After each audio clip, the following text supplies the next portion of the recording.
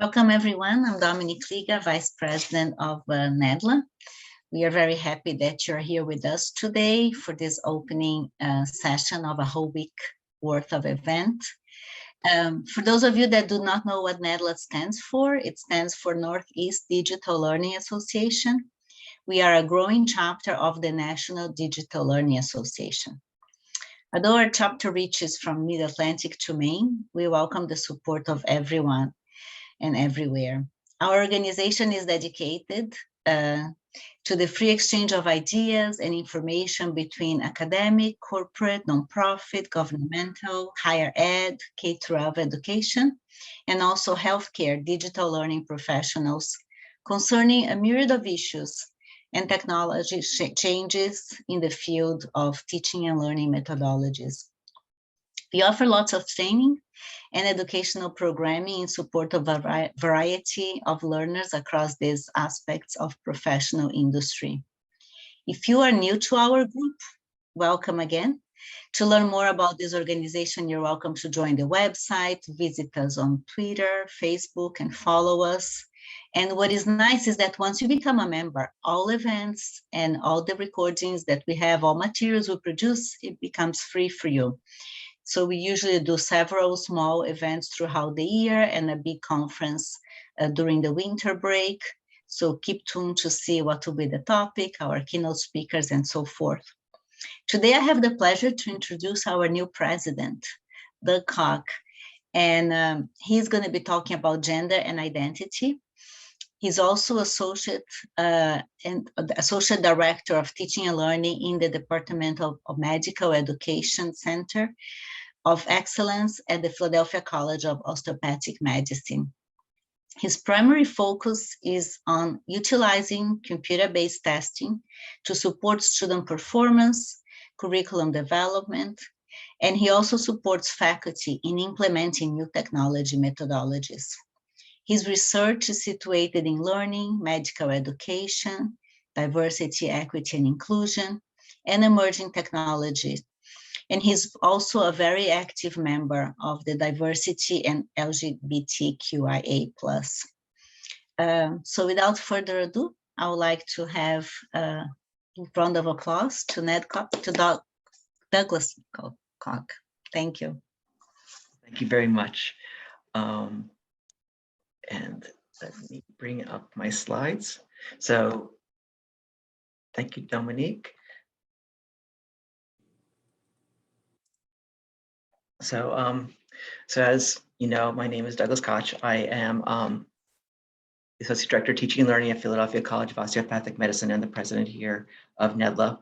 And I'm really happy to be here today with everybody. And I just want to make sure, can everybody see my screen okay? I'm new at presenting with Zoom. Okay, great, thank you.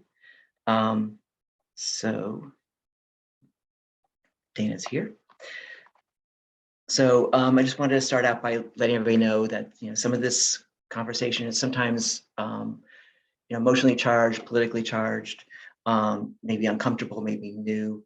So I just want people to feel free to be comfortable with their being uncomfortable. I want people to realize that maybe we shouldn't try to talk over other people.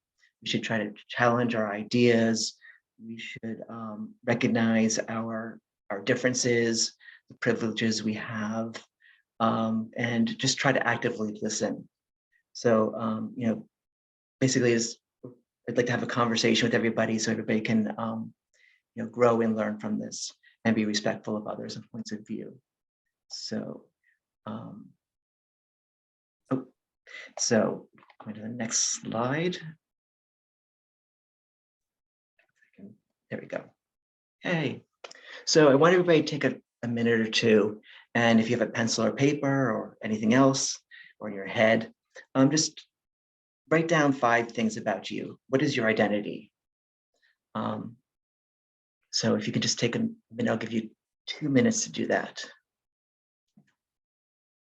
And while I do that, I'll look at the chat.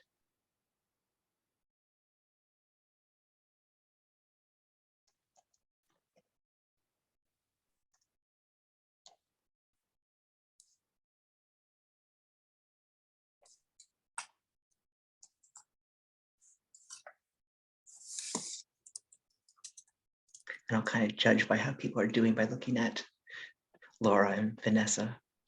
I wasn't sure if you wanted us to type the 5 things on the chat or for ourselves. If you'd like, if when you're done, if you want to maybe share those in the chat, that'd be good.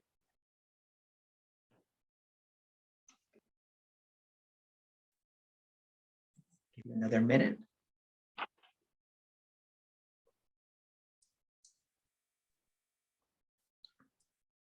And if you hear snoring, that's my dog sleeping next to me. I thought it was mine, sorry.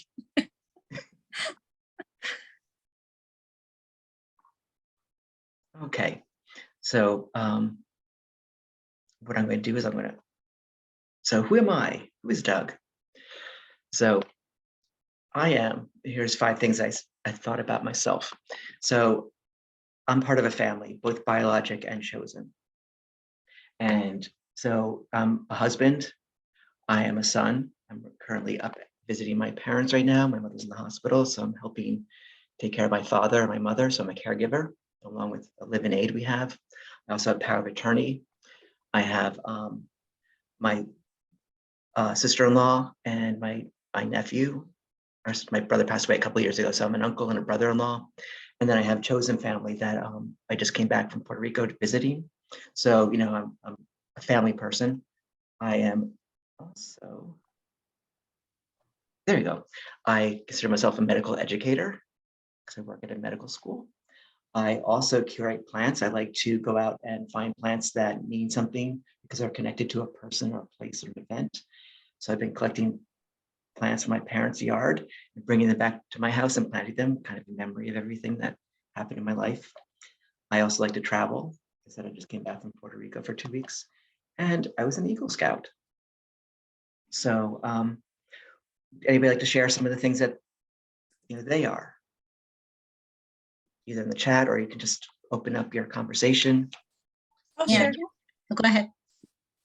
Vanessa Mendoza, first and foremost.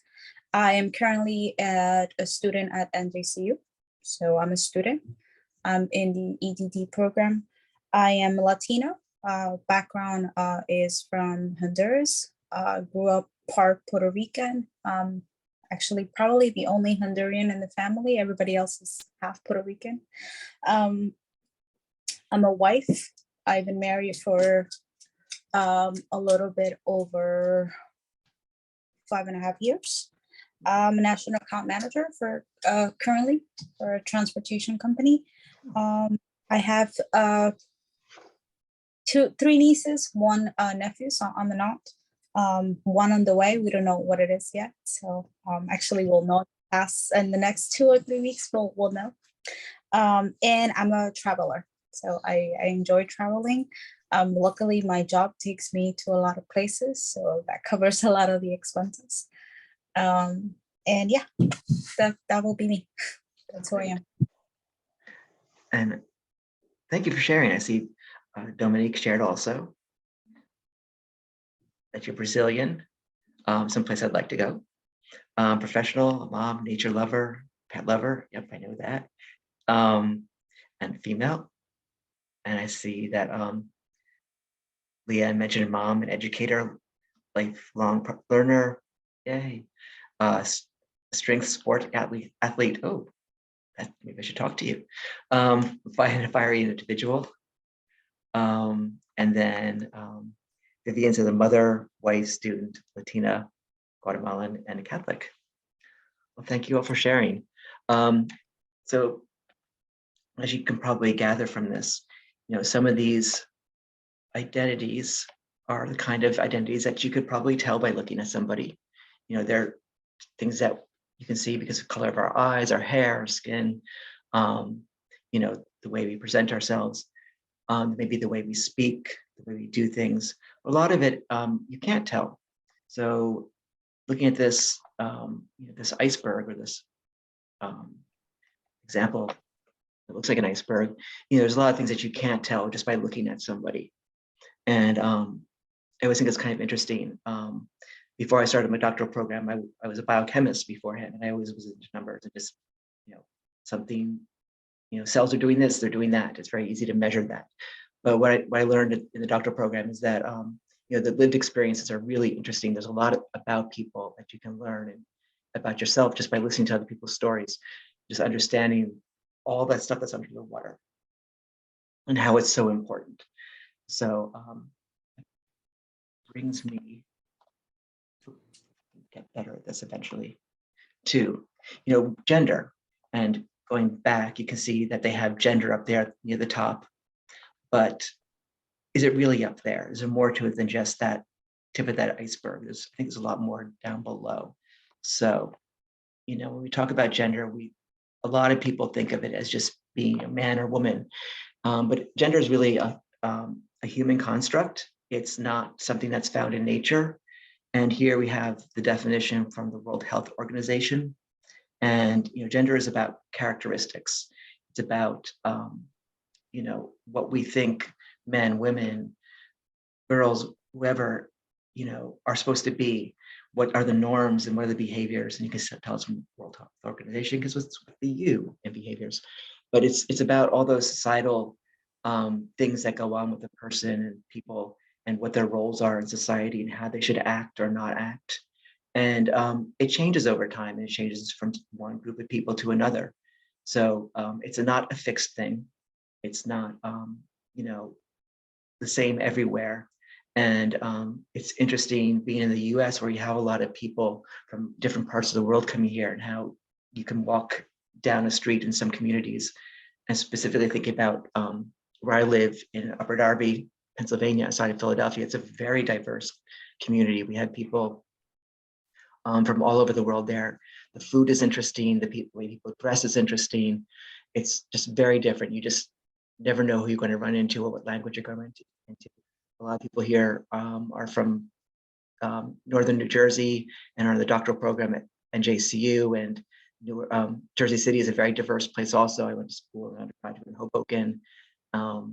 So I appreciate how many cultures there are, and just languages and dress and things like that there are. So, gender is not that male-female dichotomy that a lot of people think exists, or what it is. Oops. So I'm going to discuss things in terms of the Gender Unicorn, which was created by the Trans Student Education Resources. So we're going to talk about, what is gender identity? Now we know whether gender is a human construct. Break it down to gender identity, gender expression, then sex that is assigned at birth, which is I think what a lot of people think is gender. And then what's physically attracted and what's emotionally attracted. So sex assigned at birth is kind of what it sounds like. What is the sex that you are assigned at your birth? And it's based on how you physically present when you're born. You're born and then they say, oh, you have a certain type of genitalia, or you don't, or it's ambiguous. So then they assign something on a piece of paper.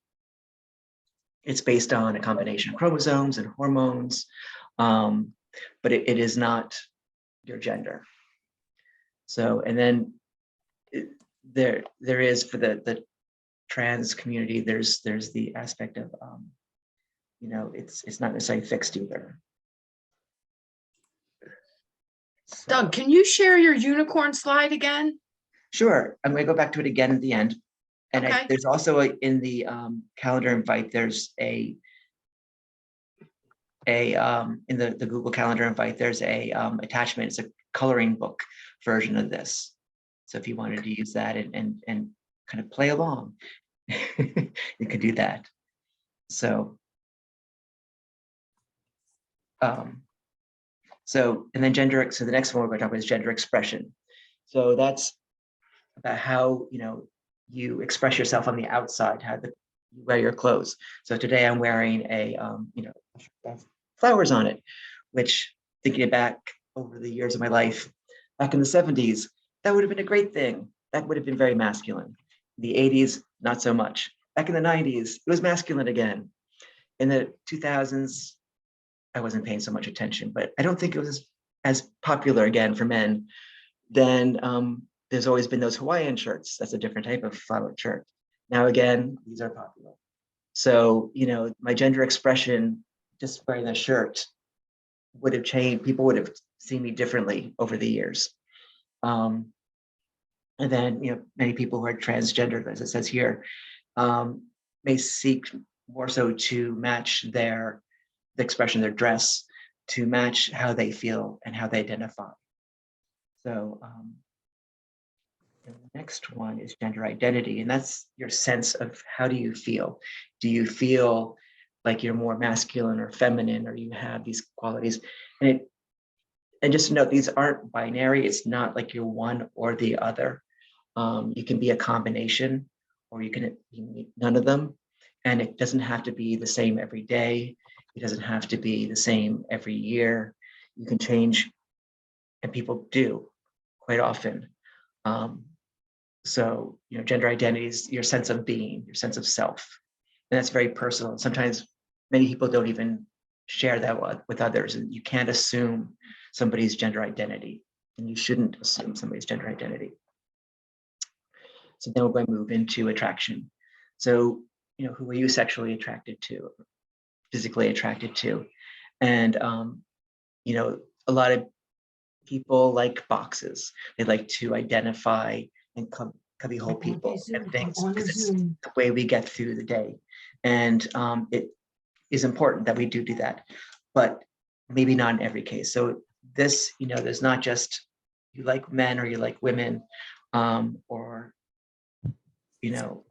there's combinations. There's all, seems like every time I meet somebody, there's something new, and that's okay. There's asexual, there's bisexual, there's pansexual, and there's talk about how maybe they're different or similar.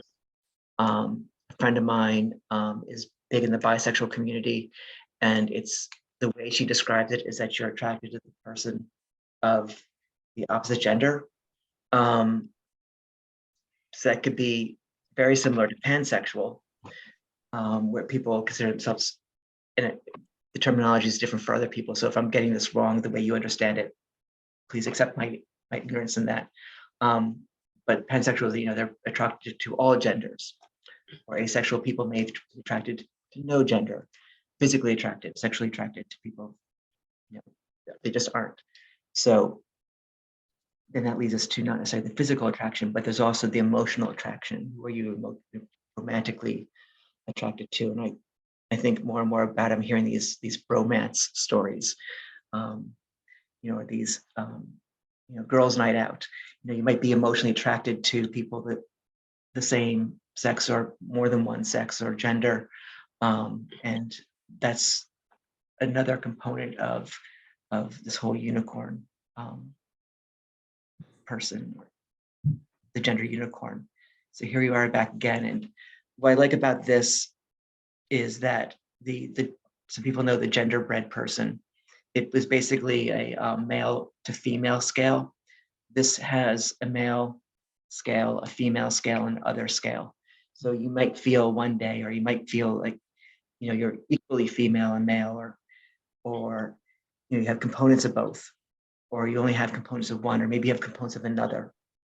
Or some days you feel like you want to wear pearls to work, or heels are comfortable for you, which is funny because I actually used to have, they finally broke, one pair of heels that I really liked.